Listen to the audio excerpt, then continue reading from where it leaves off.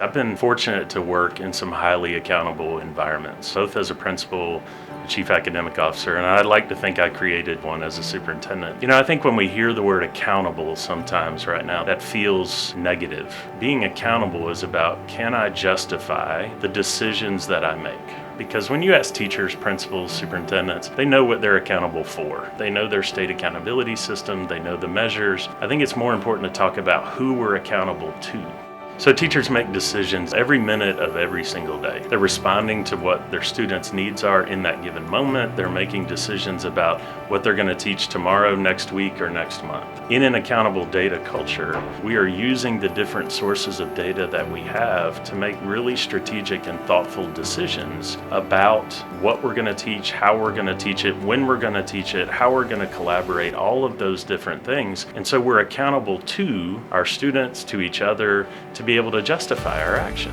Data allows us to be able to do that. Some of our data tells us about skill gaps. Some of the data tells us about content gaps.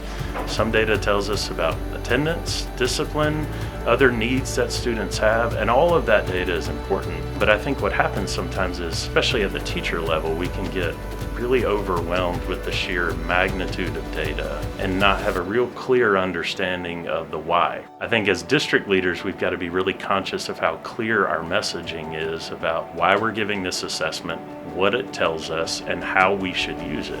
I love the term smarter measurement we're using as a company. That I think is really unique is that we're able to customize the assessments that we provide to districts. I think it's really important that the measurement tools that you are using are aligned to the goals of your district, to the pacing guide that you have, to the state standards that are predictable and give you some real actionable steps. This data can also be used to help measure the effectiveness of programs that we have in place. That's another piece of being accountable, right? And being able to justify the decisions that we're making. We're using this curriculum, then let's be smart about how we measure the effectiveness of that. Measurement can have sort of a cold feeling, but at the end of the day, if we're going to be accountable and we're going to justify the decisions that we make every day, that we need to have measurements that we trust, that are reliable, that give us useful data, that we're really clear on the purpose of the data and what it provides us. And we have a responsibility